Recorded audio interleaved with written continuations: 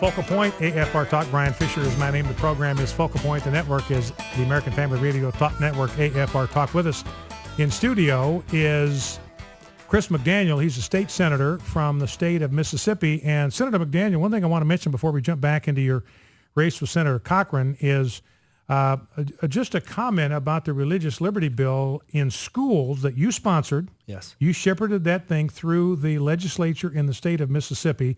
I want you to talk just briefly about what that law does in the state of Mississippi. And part of the reason this is significant, I've done some media with media outlets in other states because their legislatures have picked up on your bill, right, and they're running it in their own legislatures because they think it's such a good bill. Absolutely. Very, very pleased with that bill. Happy we were able to get it passed. And what it does is this. It clarifies once and for all that when a child enters a schoolyard or a schoolhouse, he does not leave his constitutional rights behind. He has those rights. He can pray. He can worship. He can speak about religious affairs and matters. And he should, or she should be able to. What was happening, though, because of confusion in the Establishment Clause line of cases, teachers and administrators were basically not allowing religious expression. I received a call from a lady. She was very unhappy that her daughter wanted to do a report on Jesus Christ, a book report. And she wanted to present that report to the classroom. The teacher was not being anti-religious. She was scared. And she said, we really don't need to do that. It could be problematic. Well, you ought to have every right to talk about Jesus in a classroom. You ought to have every right to pray as you see fit in the classroom. That includes graduation ceremonies, and that includes football games. It's time to make sure that we as Christians and as conservatives fight for our beliefs again. And that bill went a long way to making sure we could fight and deliver our beliefs. Moving to your campaign with Senator Cochran, lately you've been hit with some ads. In fact, the Wall Street Journal put a clip to some audio sound bites from your days as a radio talk show host. You once sat where I am sitting. And they went back to 2003, 2004, 2007. I mean, going back a decade now, and dredging up these little sound bites in an effort to make you look bad. And I know a little bit about, opponents kind of dredging your audio bites. But I'm looking at these, Senator McDaniel, and I mean, they're playing sound bites about your comments on reparations, right, on learning Spanish, on video games. And I'm reading through the transcript and I'm saying, look, there is, number one, there's nothing here. And number two, the left apparently has absolutely no sense of humor. These are nothing burgers. My reaction, it was kind of, is this the best that they've got to come after you? Yeah, well, they're desperate. They're desperate. And when these politicians or the establishment in Washington feels threatened, they always react with desperation. I was a conservative talk radio show. Actually, it was a Christian conservative talk radio show for, 3.5, 4 years. I hosted that. 2 hours a day. And this is the best they've got. Most of it's way out of context anyway. They were talking about reparations, for example. Let me be really clear. I'm against reparations. I don't know why that's a bad thing to say. Maybe Senator Cochran's for reparations. Perhaps he should clarify that for us. But I'm against it. And some of the other things, we were just sitting there. It was talk radio. We were just having a conversation. No harm was meant.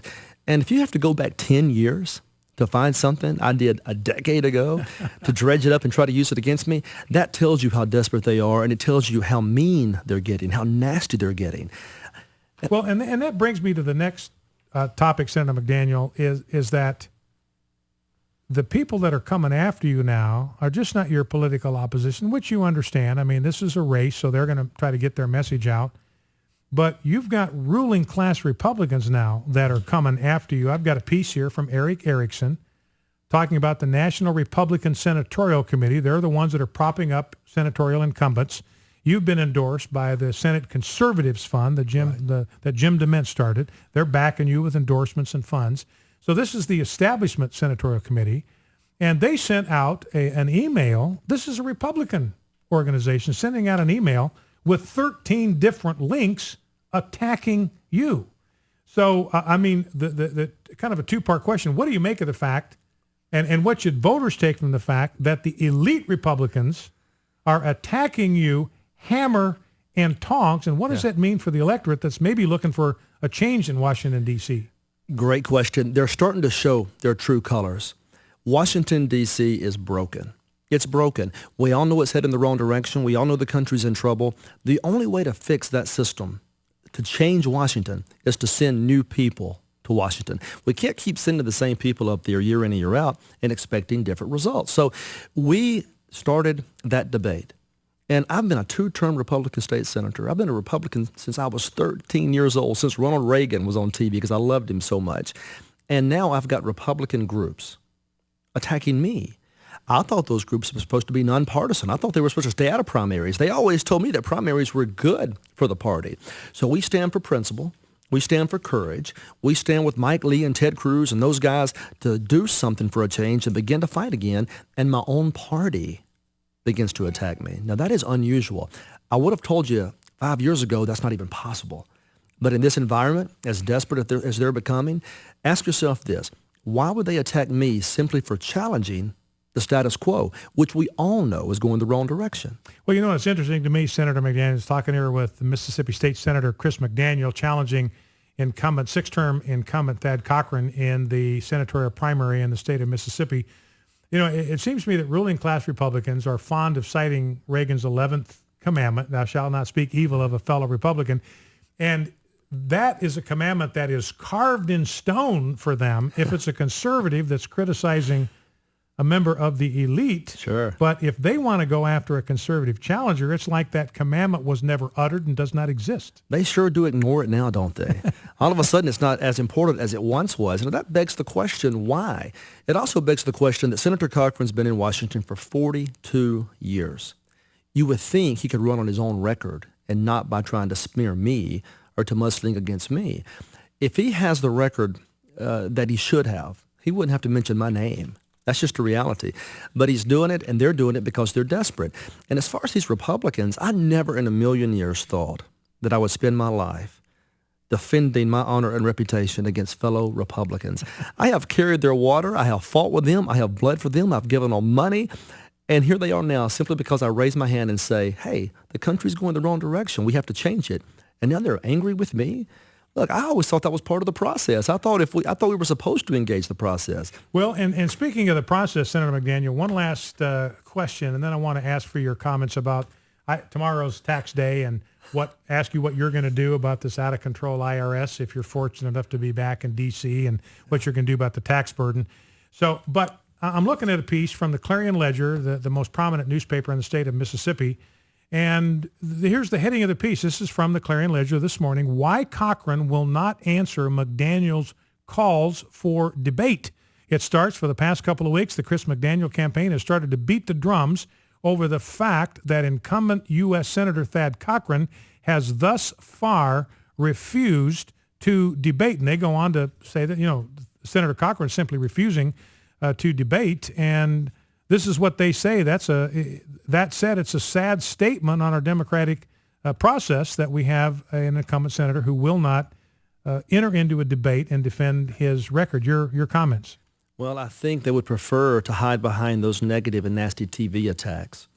And I think, frankly, if those attacks are truthful, which they are not, then he should want to debate me because he could really wipe the floor with me, couldn't he? But we would have some tough questions for him. We would have to ask him why. Why would you attack me that way? Why would you distort my record? Why would you lie about my reputation? And I don't think it's Senator Cochran necessarily that's taking those actions. I think the people he surrounded himself with are taking those actions, and that's very disappointing. So a debate is needed, and we can do it one of a dozen ways. He can get on the bus with me, and we'll go to every county in the state. I'll get on the bus with him. We'll travel around. We can do it informally. We don't have to have a big audience. We can talk to 20 or 30 at a time. But the people deserve to hear from their U.S. senator. And we've been all over this state, and there are people out there that have never physically laid eyes on Thad Cochran. There are people in this state that have never heard him utter a word during the Barack Obama administration. And that begs the question, name one fight he's led against Barack Obama. Name one. And if you can't lead a fight against this president, that's unfortunate. One last question. Speaking of fights, tomorrow's tax day. I've got a column on this subject that'll be going up at our website tomorrow about the IRS code. It's 4 million words long. Americans spend 6 billion hours a year. That's 8,758 lifetimes just complying with this monstrosity. So got about a minute left, Senator McDaniel. If you become United States Senator McDaniel, what do you intend to do about the IRS? The code has to be completely scrapped and revised. It's 3.8 million words long, to give you some perspective. Everything Shakespeare has ever written is only 900,000 words long. So it's 4 times the greatest works of Shakespeare. It's not nearly as entertaining as Shakespeare, and it's very damaging to our productivity. It's punitive. It hurts people. It hurts business owners. It's time to do something about that tax code that frees the American spirit, not suppresses it. So I am not a fan of the IRS, not a fan of the tax code. And with that said, maybe they'll choose not to audit me. What do you think? Now, just in general, got about 30 seconds left. Would you, in terms of reform, do you like the idea of a flat tax? Do you like the idea of a fair tax? What direction, ideally, would you like to see things go? The answer to that is both. I think we start with something more simple, easy to understand, better for compliance issues, regulatory and compliance issues. I like the idea of a flat tax because of the simplicity of it. Now, the fair tax has some merit as well, but it's very difficult for some to understand. It's very difficult to present. Here's what I do know. We have to move away from the present system. We have to start making the move away. We can't allow our discussion between the fair and flat tax get in the way of real, meaningful reform. We've got to make the move. A good way to do that, eliminate a lot of those loopholes and exceptions that people have and lobbyists have created for people. And let's make sure that we all have a tax system that's fair and balanced across the board. Senator, one last, if people have questions about your campaign, where can they go for more information? McDaniel2014.com. That's our website. It's McDaniel2014.com, and we would love to have you visit. Give us a call anytime. Find us on Facebook. We're on Facebook as well. So, my guest has been State Senator Chris McDaniel, taking on incumbent Thad Cochran in the Republican primary in the state of Mississippi. Well, that's it for today. We'll see you tomorrow. God bless you. Have a great evening. See you right back here tomorrow.